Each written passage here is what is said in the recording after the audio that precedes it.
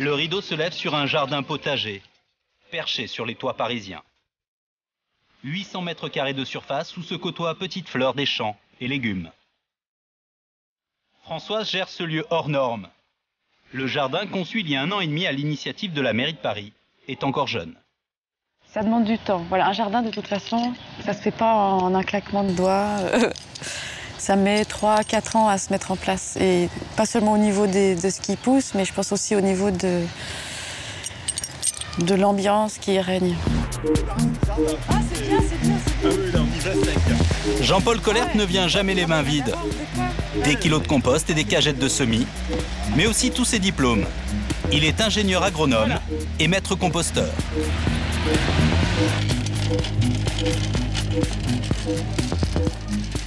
Bon, maintenant, il faut monter tout ça. C'est ça, quand on est sur un toit. Aujourd'hui, Jean-Paul vient animer un atelier sur une technique de culture en potager fortement inspirée d'une spécialité culinaire italienne. On est là ensemble aujourd'hui pour démarrer une petite séance de lasagne partie. Alors, comment arriver à jardiner, à cultiver, même là où la terre est soit très mauvaise, soit infestée d'herbes et de chiens-dents et de choses comme ça. Le principe de la lasagne, c'est de pouvoir faire un jardin avec, on va dire, les moyens du bord. Allez, zou! Allez, on emmène ça. Non, ça c'est physique. Tout le monde se met au travail. Des habitants du quartier sont là, mais aussi des gens en difficulté sociale. C'est ce que l'on appelle un jardin solidaire. Première étape pour une lasagne réussie, étaler la pâte. Ici du carton afin de neutraliser les mauvaises herbes. Pour Jean-Paul, ce jardin terrasse est le site idéal pour expérimenter des nouvelles techniques de culture en milieu urbain. Quand j'ai découvert cet endroit, j'ai ressenti des ondes très positives. Parce que c'est un des rares lieux dans Paris, à ma connaissance, où on est au-dessus des toits, sans être à 100 mètres, pleine lumière, ce qui est vraiment un cadeau pour les plantes et pour les jardins. Deuxième étape. Alors vous voyez, c'est vraiment l'occasion ou jamais de vider le dépotoir. On étale une couche de déchets organiques. Paille, tonte de gazon, fruits et légumes pourris.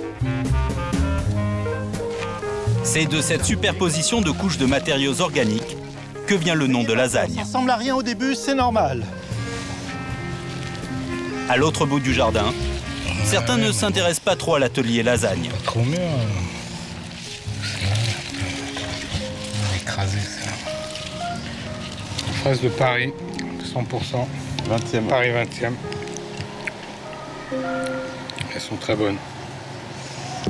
Daniel est au RSA. Cette activité fait partie de sa réinsertion sociale et professionnelle. Avec son ami Marc, Daniel préfère les haricots à la lasagne. Voilà, nous on aime bien planter des choses qui se mangent parce que c'est du vrai légume bio.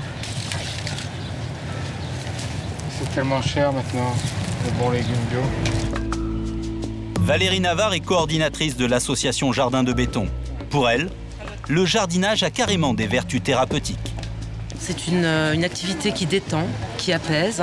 Donc certaines personnes qui sont très accrochées ici, qui peuvent prendre des antidépresseurs, peuvent diminuer leur traitement, c'est déjà arrivé. C'est vraiment créer du mieux-être pour des personnes qui peuvent revenir de très loin et voilà, qui sont assez isolées en ville.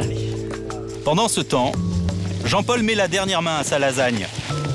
Le compost sur lequel les plantes vont pousser. Alors maintenant, on va planter, parce que c'est pour tout ça. Il y a 2 techniques. Soit vous connaissez les plantes, vous savez où les mettre les unes par rapport aux autres. Si vous ne savez pas, on fait le dropping.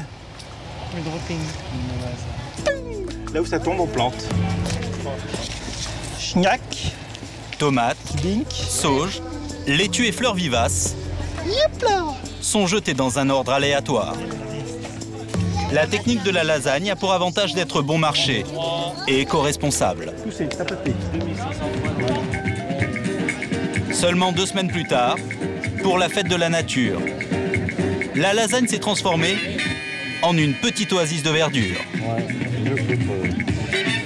Des voisins ou des curieux de passage, aujourd'hui le potager fait le plein. La mairie de Paris a créé une 60aine de jardins urbains de ce genre. Ils sont tous pris d'assaut. Preuve que le potager est maintenant devenu tendance. Et certains citadins n'hésitent pas à partir à la campagne pour s'adonner à leur nouvelle passion.